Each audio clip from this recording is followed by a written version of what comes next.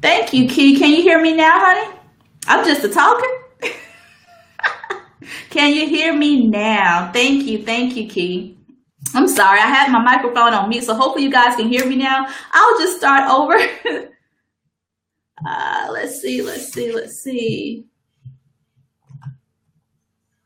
Okay, great. You can hear me now. Thank you, Latrice. Thank you, Key, for letting me know. So I'll just start over. I love that I didn't get that far into it, but we're just going to talk about the path of least resistance. And oftentimes we are taught that we should take the path of least resistance. We should go down the easier path. We should find an easier way of doing things. We should go after the low-hanging fruit. But I want to offer you today that sometimes the path of least resistance isn't always the best path for you. And I'm going to share with you a few reasons why. But first, I want to read to you a couple of quotes here from Napoleon Hill. One says, "The path of least resistance makes all rivers and some men crooked." Then Tony Robbins, he says, "The path of least resistance will never make you proud." And the reason that these two gentlemen who are famous for inspiring us over decades, the reason that they say this is that usually the path of least resistance requires you to do as little work as possible to get something for nothing, which is not in alignment with the law of the universe, which is not in alignment with the law of God. You don't get something for nothing. So that's why Napoleon Hill says the path of least resistance usually make men crooked, and Tony Robbins says the path of least resistance doesn't make you proud. And when you think about it, you've heard throughout your lifetime that if you don't work for something, you don't appreciate it as much.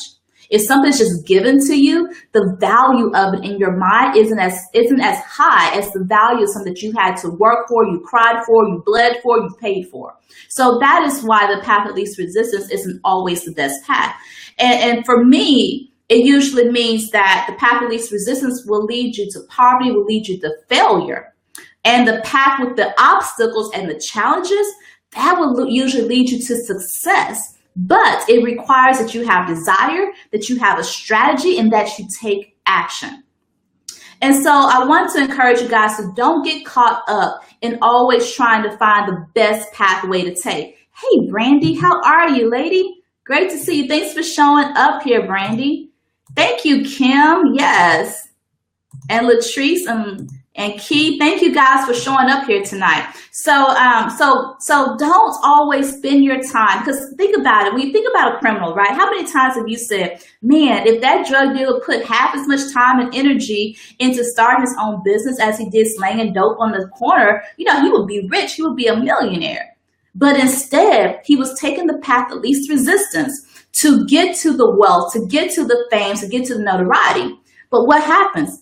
Almost every criminal who does things by the path of least resistance, to do it the easier way, ends up in jail, ends up losing it all, ends up, just not having anything to show for it. Hey, Damon, how are you?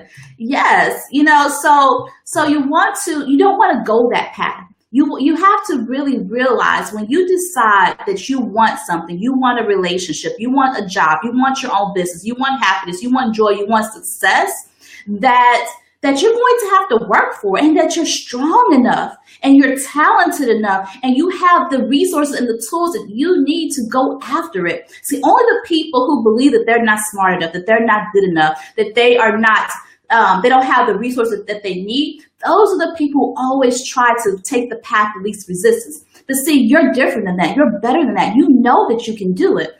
So don't always try to find the easy way out, because it's in the challenges, it's in the struggles that you actually discover your strength. It's in the challenges and in the struggle that you actually gain your wisdom, gain your discernment, gain more knowledge. That's where you grow.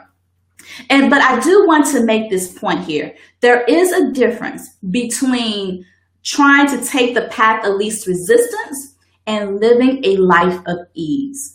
You can do both. You cannot try to always follow the path of least resistance, but live a life of ease. And living a life of ease means that you're living a life in confidence that God's got your back. You are living a life in confidence that God is guiding you and leading you and protecting you and providing you down the pathway for your life, down the best pathway for your life.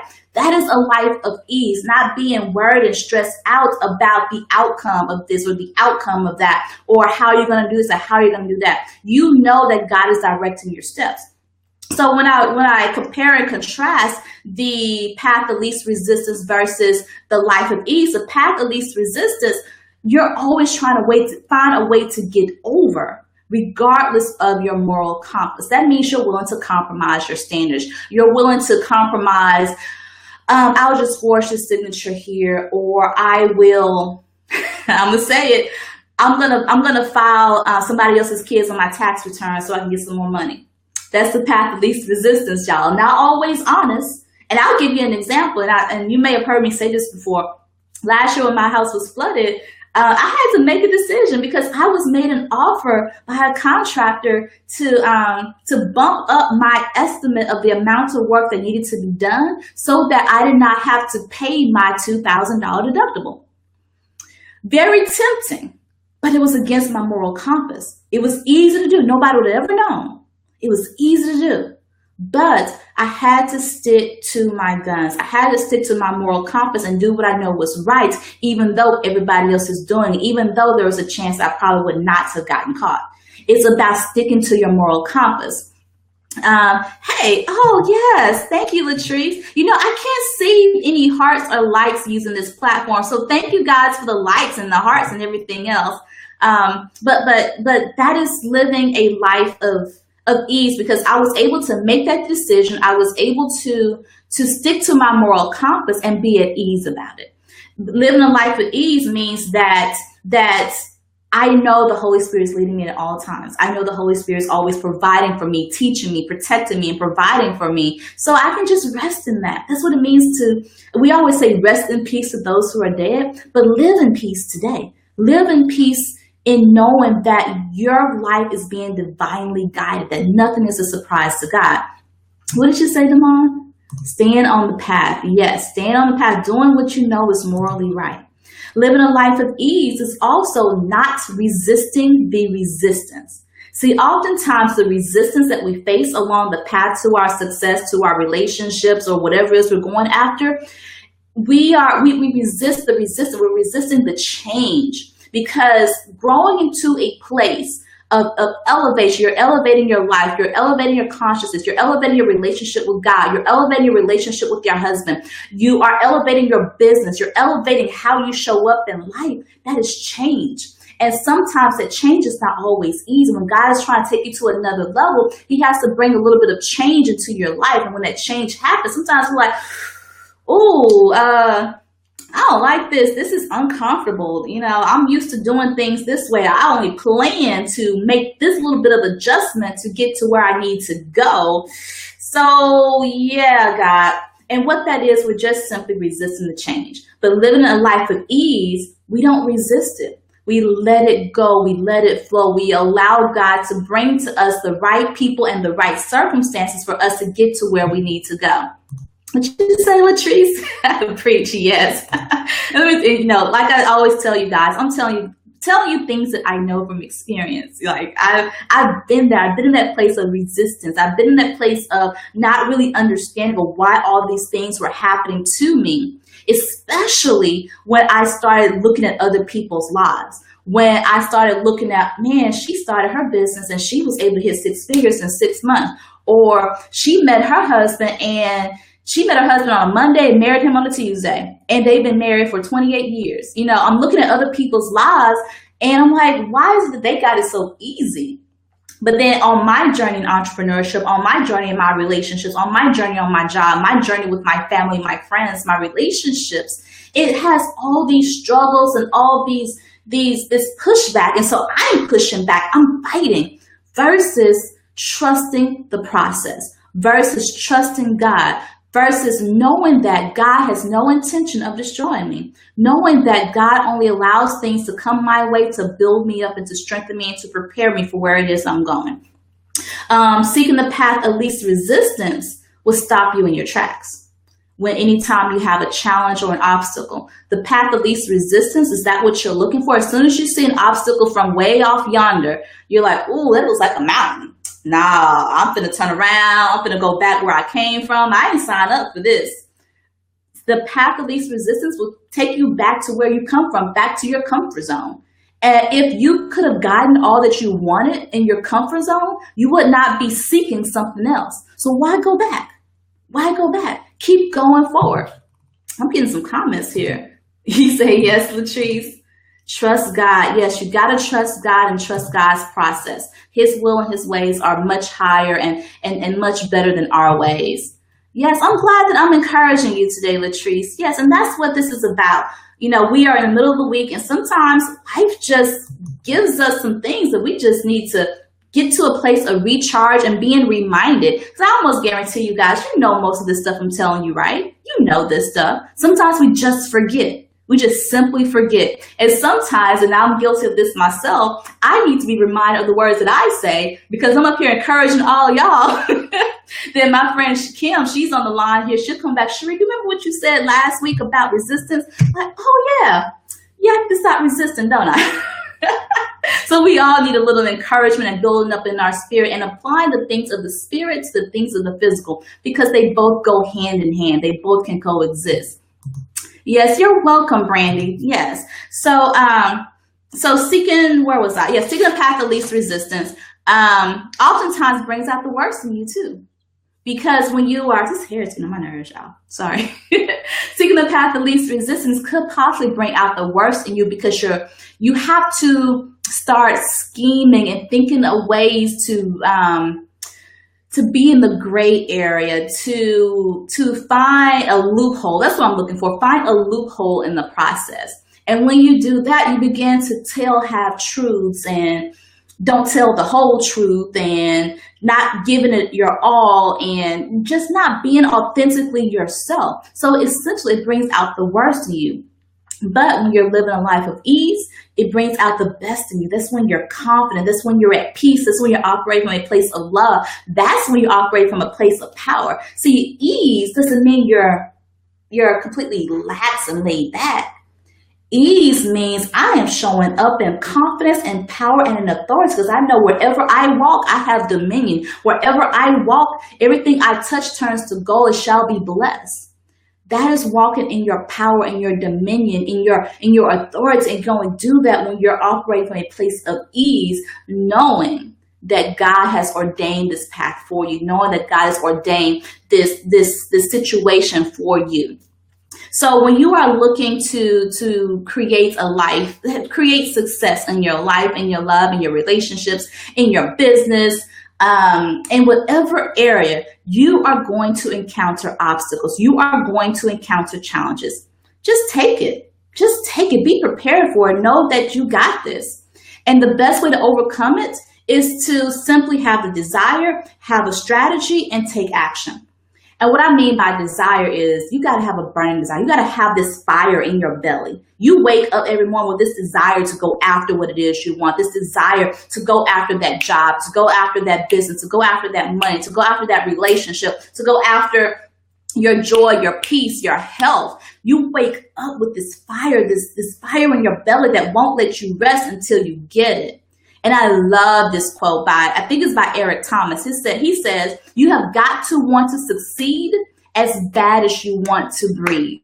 You have got to want to succeed as bad as you want to breathe. When you think about that, hold your breath for a few minutes. When you hold your breath and not allow your body to get the oxygen that it needs to survive, you begin to feel this buildup. You begin to feel this desire, like from the core of your belly, building up until it bursts forward and tells you, breathe, breathe, breathe. I need my life. That's how bad you gotta want it.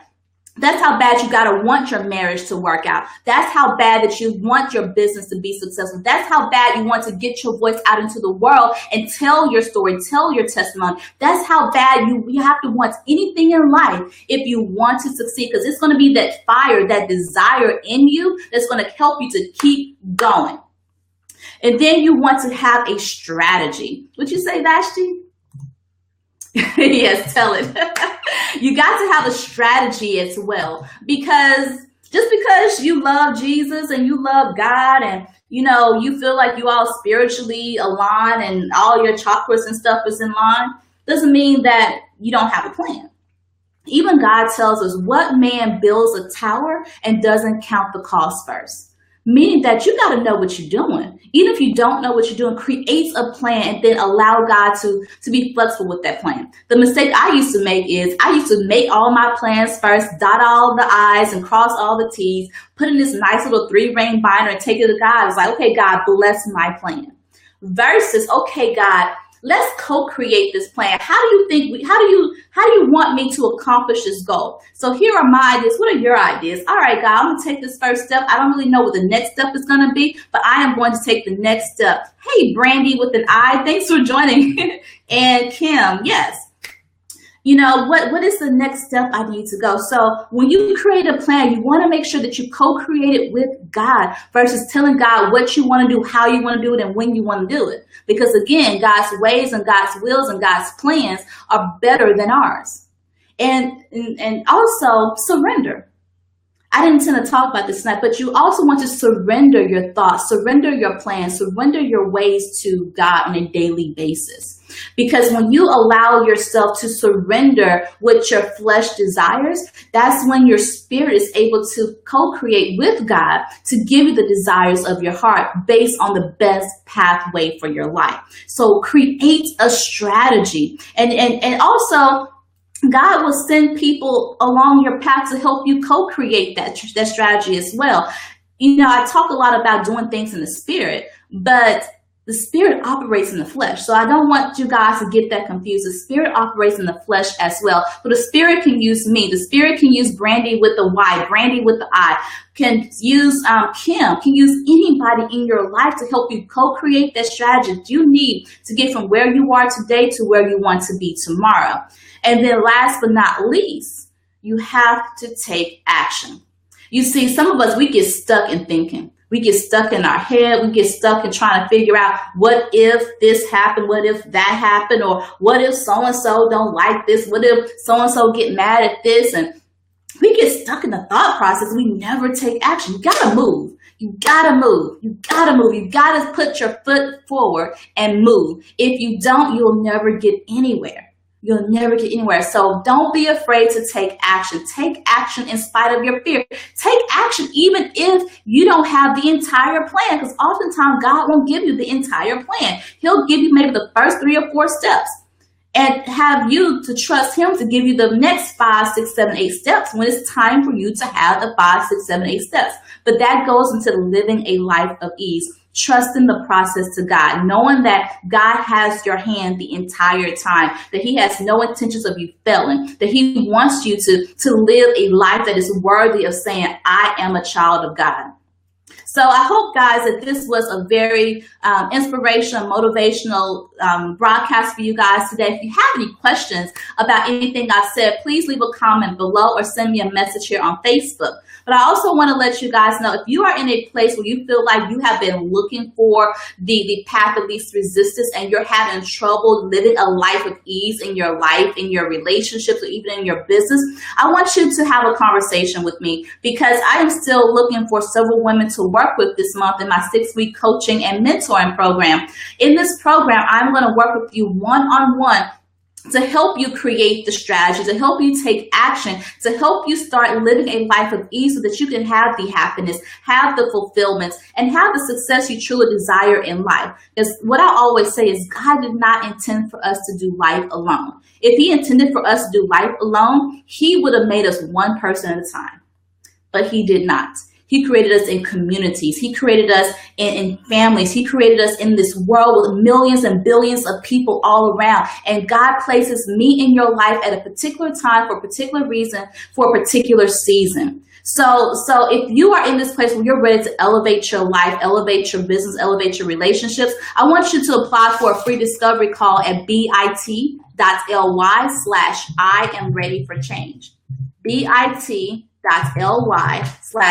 am ready, the number 4 and the word change. And it should be on your screen right now. Once you fill out the form there, press the send button. It's going to take you to a calendar where you can go ahead and schedule your discovery call with me. During this call, we're just going to discuss where you are right now in life, what challenges are you facing, and how I could help you overcome those challenges through my mentoring and my coaching program. So if this is for you, I want you to go ahead and go to the website. If it's not for you, it is okay. Maybe this is not your time, this is not your season, but refer somebody else who may be looking for someone to partner with, to do life with, to help them get back on the right track, to help them attain their success and their life and their love, and just overcome the small hump in their life. So again, go to bit.ly/I am ready, the number 4 and the word change. So I thank you guys so much for joining me this evening. Thank you guys for all the comments, all the love, everything. Have a great, great night. All right. Talk to you soon.